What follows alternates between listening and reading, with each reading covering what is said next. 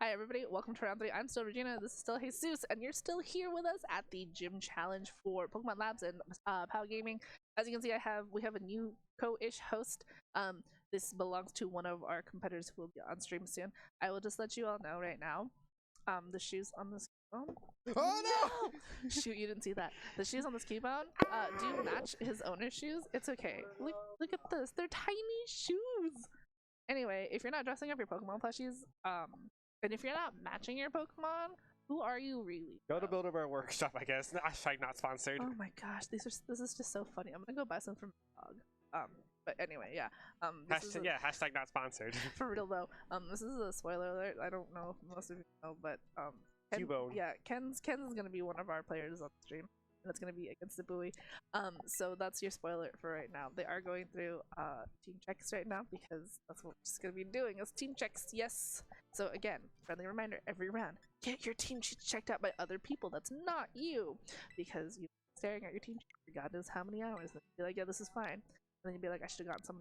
This is why we make friends in Pokemon, is so that they can check your team sheets for you. That's really what it is. Yeah, so. It's a much better experience than most other games I've been part of. You know, it's easier to make friends in different games. It's just more so like if you have the right people, it's like that's where you make your true friends. Otherwise, you get people that are like maybe suspicious at best. No, I mean, hey, you know what? At the end of the day, we're all here to we're all nerds playing games. No, we don't use that word in this household. No. That's banned. We're not playing that game. The only thing that's gonna be sus is the Among Us. You just said the name I didn't want to name. No, it's cool. I got it. I'm also distracted because I'm keeping an eye on our dog because there's food out there, and he heard me say the food word. He looks up whenever I say the word. But anyway, hopefully you guys are enjoying your time here on this wonderful Memorial Day weekend. Just as a reminder, some of you might have tomorrow off, so you can go ahead and if you're like me, you're gonna be playing Zelda all night, and it's gonna mess up your sleep schedule. But always thank you guys for joining us. We do appreciate the time that you take out of your day to sit down and watch and listen to us talk about Pokemon, because who knows, there's other stuff you could be doing, and yet you chose to join us, and I really do love that. Thank you. You know, I actually want to go back to a little bit of a new discussion. Pokemon Home was supposed to come out. No, we're not going to talk about that. We're not going to talk about that. We're not going to talk about that. It's coming out in June. Yeah, meaning. Could there be any potential implications heading into Regulation D? No, I mean, we all know that like this regulation is going to go up into NAIC, and then after that, we're going to see what's going to be format for Worlds. Thank you. Yeah, so as a heads up for all of you, maybe you're thinking, hey, wow, all those events look like a lot of fun and we want to be there. I got good news for you. Got a full weekend of Pokemon coming up in June on the 17th and 18th. That is a Saturday and a Sunday, so not 1 but 2 days of Pokemon. As if you couldn't get enough of VGC content, you can join in on the action. Just make sure you have a team that 1 is legal to use and 2 is already on your team. We will not be accepting rental teams, unfortunately, because these are CP regulated events, which means there are championship points on the line. So people do need to bring their teams, not a rental team. We do love that you guys want to use other people's teams and like explore your playstyle that way. However, for these events, you do have to bring in a team with a team sheet all filled out. That would be, so mark your calendars, 17th and 18th of June. Yeah, good reminder. Get your own Pokemon by catching it using trade systems. You can even use your eggs, or probably one of the more complexer methods, terrestrialization raids. Terran raids give great like rewards though, and we love that stuff. And like again, Pokemon is all about the friends you make along the way, so you want to make sure that you have friends to raid with, because honestly the AI sometimes does its best, is not good enough sometimes. Although I will say sometimes the people that you meet up online with for random Terra raids, not super great. You kind of wonder, and so they'd be like, why did you make this choice? Why did I do this? You're wasting my time. But never a time waster here, especially because honestly there's a lot of people who I know are super close to their invites, and there's people who even right now are chasing for day 2, who are chasing for a stipend for LATAM, which usually happens right after Worlds. So honestly, part of it is you can come by, play the events, you'll get a feel for what it's like to actually play in sanctioned events. You know, you'll have like the full rounds, because there's one thing to play online on ladder and just be like, yeah, I'm done with this, and it's another to go through for a best of 3. The difference between best of 1 and best of 3 is so staggering. Yeah, it's very much different. As someone who's played ranked ladder up until I started, playing tournaments all the way like 3 years ago during the Ultra Sun Ultra Moon era. It's a very clear distinction between them because yes, you get a lot more skill intensive reads. You get them as well in best of one, but it's not as satisfying. But also, the satisfaction of winning the tournament is something most people probably never experienced, and I'm just thankful I'm one of the people I had that experience at least. Sorry, my dog is like wandering around and I'm hoping he's not. Look, part of the tactic that I have here is I employ packs to distract other players. That's the real reason I bring him here. I just don't like leaving him at home. Look, I don't. He's out there somewhere. And yeah, he's scouting for me, guys. In an open team sheet format, he's definitely scouting for me right now. By the way, on that June 17th and 18th, you want to force me to play, be sure just to beg. I don't know if I should be the one saying it. I mean, like, honestly, like, the goal is to just make sure that we get as many people as possible who want to show up to play, right? So that's why we're telling you guys ahead of time. That's why we let you know that we do these every other week, so that we do have sanctioned events. But the big one that we're doing is that day. So I think it'll be after Fresno is already happening, but it'll be one of your last chances, I think, to practice before Japan if you're not going to NAP. So it is definitely one of those events that you'll want to just get in some last minute practice, especially since the big event is happening in August, and we're so close to it. I cannot believe, like, Japan is legitimately, like, just 2-ish, or it just feels like it's gonna be tomorrow. I feel like I'm gonna blink and it's gonna be like, oh yeah, cool, Worlds is next week, and it's just gonna be like, what? I'm not ready. I think you're explaining a lot of the miscues happening overseas. No, just because, like, I mean, communication's been like a big. No. So we're not gonna discuss that at all. I'm just talking about how, like, right now, like, the big thing is that Worlds is happening soon, so you want to get as much practice in as possible. You want to make sure that you're able to get used to a tournament setting, because, like we said, there's a difference between playing online in best of one and playing, like, in person best of three. So they're definitely just so it's kind of also nice just to make friends with the people in your local area. It makes things a lot easier, and it makes your first couple of regionals a little bit less stressful, and it makes it a little less scary, because once you see familiar faces, and it's just like, oh, okay, cool, like, these are people I can hang out with and people that I'll know. And like, I cannot stress this enough, Pokemon is really about some of the friends along the way. It's really just one of those great things where really just in a lot of communities that you probably join, like, you'll meet people that you're friends with for life, and you're just like, wow, I can't believe we bonded over, like, this electric rat. That electric rat now became a captain. Oh my god, I love Captain Pikachu so much. He's so sassy. He's great. I've only seen clips of him. I haven't seen him in action yet, but I love Captain Pikachu. And I want a plushie of him really badly. Or just got a captain's hat. Simple. Yeah, but still. Okay. Oh no. So just like as a heads up, we will be this will actually probably be a very short round, just as a heads up to all of you. So as we get into the teams, we'll let you guys know what is happening. We are going to be switching over to our players in just a moment. So thanks for listening to us ramble. I really do. Yeah, we need as much discussions as we can. Metagame evolutions. By the way, I am surprised Palafin's gone immediately down in usage since UIC. I was the one probably complaining that we're probably entering the chalk format with Palafin teams dominating, but somehow that has just quickly disappeared. Yeah, what's really nice about, like, metas like this is that the wonderful thing about Pokemon, or like the fact that it's a global game, is that you're able to see how people are able to evolve sort of like the usage of certain Pokemon, right? Whenever a Pokemon gets popular, somebody will find some way to answer it. And I think that's kind of the beauty of watching things just sort of grow and change. And I think that's what I love so much about seeing a bunch of locals and seeing a bunch of, like, events sort of happening, or whether it be special events, PCs, or regionals. You see sort of the fruits of people's labor and being like, this is what the meta call was, and this is my answer to it. Yeah, I was always thinking Gastrodon was probably going to be the main one, but all I'm seeing is, like, Iron Hands, Gyarados being the best two answers to Palafin. I think I've said this a couple of times, but I love the fact that a bunch of old school Pokemon, like Generation 1 Pokemon, are suddenly finding their way in the sun again, because Dragonite, was a show of force, and then you've got Gyarados coming back up on the rise again. So it's kind of cool to see that, but we are going to jump into this with Kenzo Mason versus Abhyu Vatsavai. We will let you know right now that Kenz will start with a game loss, unfortunately, most likely due to team going on, so that is just sort of a heads up for you. But I will let you know right now that he does have a Brambleghast on his team. So without looking it up, hopefully y'all know what Brambleghast does. If not, don't worry, that's what we're here for. It's got stuff to do with wind.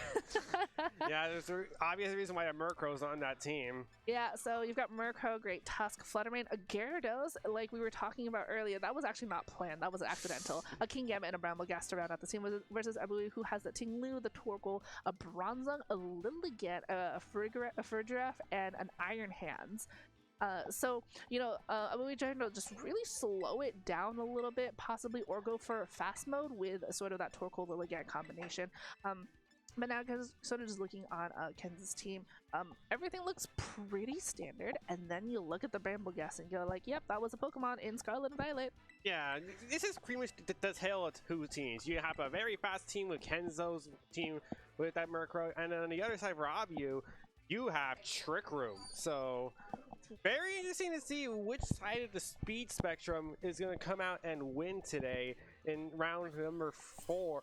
Is this 4? Yeah, no, we're number 3. We're number 3. We're only halfway there. I knew I was wrong. So again, we're going to see this from Ken's perspective with the game, and he is unfortunately starting with a game last, so he needs to get a quick 2-0 as Abhyu sends out Torkoal, Lilligant, and Kenzo sends out Murkrow and Gyarados. Intimidate going to come out, and for the Lilligant and the Torkoal, probably not going to matter.